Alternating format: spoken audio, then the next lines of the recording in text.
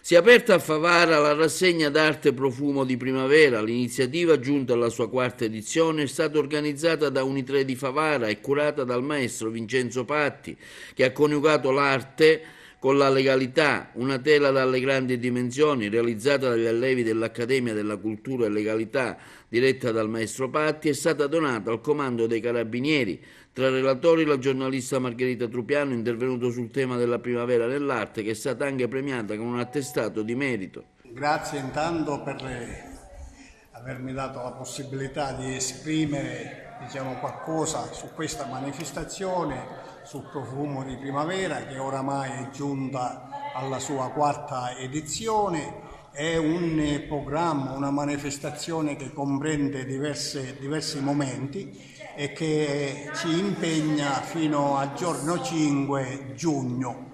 Quindi oggi abbiamo l'inaugurazione della rassegna di pittura, scultura e fotografia e parleremo anche della Maxitela, quella che facciamo ogni anno in occasione della festa della legalità, giunta oramai alla sua 10ª edizione. Quest'anno come festa della legalità abbiamo attenzionato il corpo provinciale dei carabinieri di Agrigento, ovviamente. E quindi praticamente questa sera faremo una lettura più dettagliata del quadro. Il profumo di primavera ormai è un appuntamento annuale che ci siamo prefisso e che viene svolto alla fine di maggio.